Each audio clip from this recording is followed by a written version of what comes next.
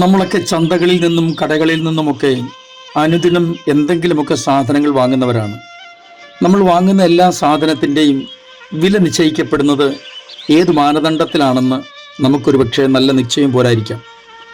ഓരോ സാധനങ്ങൾക്കും അതിൻ്റേതായ വില നിശ്ചയിക്കുന്നത് അതിൻ്റെ ഉൽപ്പാദകരാണ്. ഏത് സാധനമാണെങ്കിലും അത് വാങ്ങുന്നവർക്ക് കൂടുതൽ കണ്ണിന് ഇമ്പമുള്ളതാക്കി തീർക്കുവാൻ അല്ലെങ്കിൽ ആകർഷണീയമാക്കി തീർക്കുവാൻ ഇതിൻ്റെ ഉൽപ്പാദകർ വളരെ പരിശ്രമിക്കാറുണ്ട്. ചില സാധനങ്ങളെങ്കിലും നമ്മൾ വാങ്ങിക്കഴിഞ്ഞാണ് മനസ്സിലാക്കുന്നത് നമ്മൾ കണ്ട ആ ഒരു ഭംഗി മാത്രമേ ഉണ്ടായിരുന്നുള്ളൂ, ഇതിന് വേണ്ട നിലവാരമില്ലായിരുന്നെന്ന്. ചിലർ പറയുന്നത് കേട്ടിട്ടില്ലേ, വീടുകളൊക്കെ വാങ്ങുമ്പോൾ അതിൻ്റെ പെയിൻറ്റിങ്ങിൻ്റെ ഭംഗി കണ്ട് വാങ്ങാൻ പോയാൽ നമുക്ക് അബദ്ധം പറ്റും. കാരണം അതിൻ്റെ സ്ട്രക്ചർ, അതിൻ്റെ ബിൽഡിംഗ് കൺസ്ട്രക്ഷൻ, അതിനാണ് ഏറ്റവും വില നമ്മൾ കൊടുക്കേണ്ടത്. അതിനെക്കുറിച്ച് നമുക്ക് അറിയില്ലെങ്കിൽ നമുക്ക് കബളിപ്പിക്കപ്പെടാനും സാധ്യതയുണ്ട്. മനുഷ്യൻ നിശ്ചയിക്കുന്നത് പോലെ അല്ല ദൈവം ഓരോന്നിനും വില നിശ്ചയിക്കുന്നത്. അതിൻ്റെ ഏറ്റവും വലിയ ഉദാഹരണമാണ്, അല്ലെങ്കിൽ ഏറ്റവും പ്രസക്തമായ ഉദാഹരണമാണ് മനുഷ്യൻ്റെ ആത്മാവിൻ്റെ വിലയെക്കുറിച്ച് കർത്താവ് പറഞ്ഞിരിക്കുന്നത്.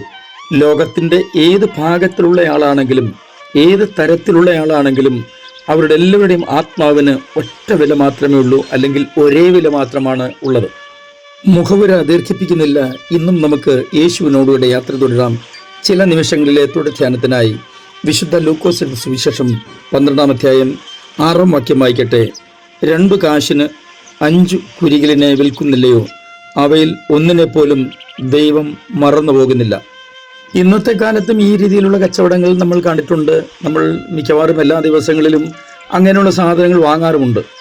ഒന്നെടുത്താൽ ഒന്ന് സൗജന്യം, അങ്ങനെ ഏതെല്ലാം നിലകളിലാണ് വ്യാപാരം കൊഴുപ്പിക്കുന്നതെന്ന് നമ്മളൊക്കെ കണ്ടിട്ടുള്ള കാര്യമാണല്ലോ. വാസ്തവത്തിൽ കണക്ക് കൂട്ടാൻ അല്പം പ്രയാസമുള്ളൊരു കാര്യമാണ് ഇവിടെ കർത്താവ് പറഞ്ഞിരിക്കുന്നത്. അതായത് 2 കാശിന് 5 കുരികിൽ. അപ്പോൾ 1 കാശിന് 2.5 കുരികിൽ എന്ന് വരുമോ? അരക്കുരികിലിനെ വിൽക്കാനൊക്കില്ലല്ലോ. അപ്പോൾ നമ്മൾ മനസ്സിലാക്കേണ്ടത് ഈ 5-ൽ ഏതോ ഒരെണ്ണം സൗജന്യമാണ്, അല്ലെങ്കിൽ അതിന് വില കൽപ്പിച്ചിട്ടില്ല, വില മതിച്ചിട്ടില്ല. എന്നാൽ അത് ഏതാണ് എന്നെങ്ങനെയാണ് തിരിച്ചറിയാൻ കഴിയില്ല എന്ന് തന്നെ പറയുന്നല്ലേ ശരി.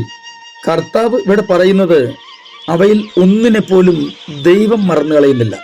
നിങ്ങൾ താമസിക്കുന്ന ദേശത്ത്, നിങ്ങൾ ഉൾപ്പെട്ടു നിൽക്കുന്ന സമൂഹത്തിൽ, നിങ്ങളുടെ കുടുംബത്തിൽ, കുടുംബ ബന്ധങ്ങളിൽ, സഹോദര ബന്ധങ്ങളിൽ, സ്നേഹബന്ധങ്ങളിൽ ഒക്കെ മറ്റുള്ളവരുടെ മുമ്പിൽ നിങ്ങൾക്കല്പം വില കുറച്ചായിരിക്കും അവർ ശ്രദ്ധിക്കുന്നത്, കാണുന്നത്, മനസ്സിലാക്കുന്നത്. അതൊക്കെ വാസ്തവം തന്നെയാണ്. എല്ലാവരെയും ഒരേ കണ്ണുകൊണ്ട് കാണുവാൻ എല്ലാവർക്കും പ്രയാസമാണ്. ഇതിൻ്റെ വ്യഥകൾ നമ്മൾ ഏതെങ്കിലുമൊക്കെ നിലകളിൽ അനുഭവിച്ചിട്ടുള്ളവരാണ് ചിലരെങ്കിലും. ഈ സന്ദേശം ശ്രവിക്കുന്ന ആരെങ്കിലുമൊക്കെ ഏതെങ്കിലും നിലകളിൽ മറ്റുള്ളവരുടെ മുമ്പിൽ കൊച്ചാക്കപ്പെടുന്നു, ചെറുതാക്കപ്പെടുന്നു, അവഗണിക്കപ്പെടുന്നു എന്ന തോന്നലുണ്ടെങ്കിൽ ഒരു കാര്യം മറക്കല്ലേ, ദൈവത്തിന് നിങ്ങളെ അവഗണനയല്ല, നിങ്ങളെ പരിഗണനയാണുള്ളത്. ആരൊക്കെ മറന്നാലും ദൈവം നിങ്ങളെ മറക്കുകയില്ല. പ്രവാചകൻ യെശയ്യാവ് പറഞ്ഞിരിക്കുന്നൊരു വാക്ക് ഇങ്ങനെയാണ്. 49-ാം അധ്യായം 15-ാം വാക്യം. ഒരു സ്ത്രീ തൻ്റെ കുഞ്ഞിനെ മറക്കുമോ? താൻ പ്രസവിച്ച മകനോട് കരുണ തോന്നാതിരിക്കുമോ? അവർ മറന്നുകളഞ്ഞാലും ഞാൻ നിന്നെ മറക്കയില്ല. ഇതിനേക്കാൾ വലിയൊരു സാന്ത്വനവും ആശ്വാസവും ഉറപ്പും നമുക്ക് വേറെ എവിടെ നിന്നാണ് ലഭിക്കുന്നത്? അഥവാ ലോകത്തിൽ നിന്ന് ഏതെങ്കിലും തരത്തിലുള്ള സാന്ത്വനമോ ഉറപ്പോ ഒക്കെ ലഭിച്ചാലും അതൊക്കെ ചിലപ്പോൾ താൽക്കാലികമായിരിക്കും.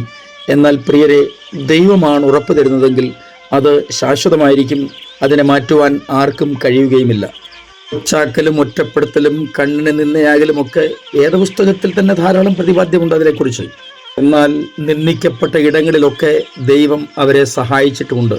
നിങ്ങളെ നിന്ദിക്കുന്നവരിലേക്കല്ല, നിങ്ങളെ മാനിക്കാൻ പോകുന്ന ദൈവത്തെങ്കിലേക്ക് നോക്കണം. അപ്പോൾ നമുക്ക് ആശ്വാസമുണ്ടാകും എന്നുള്ളത് സംശയമില്ലാത്ത കാര്യമാണ്. ഒന്ന് പരീക്ഷിച്ച് നോക്കൂ. ഞാൻ നിങ്ങൾക്കൊണ്ട് പ്രാർത്ഥിക്കുന്നു. സ്വർഗീയ പിതാവേ, എൻ്റെ എല്ലാ പ്രിയപ്പെട്ടവരെയും അങ്ങയുടെ കരങ്ങളിലേക്ക് ഏൽപ്പിച്ച് അനുഗ്രഹിച്ച് പ്രാർത്ഥിക്കുന്നു. ഈ ലോകത്തിൽ ആരൊക്കെ ഏതെല്ലാം നിലകളിൽ ഞങ്ങളെ വില കുറച്ച് കണ്ടാലും അങ്ങ് ഞങ്ങളെ മാനിക്കും എന്ന ഉറപ്പിനായിട്ട് സ്തോത്രം. യേശു ക്രിസ്തുവിൻ്റെ അൻപുള്ള നാമത്തിൽ തന്നെ ആമേൻ.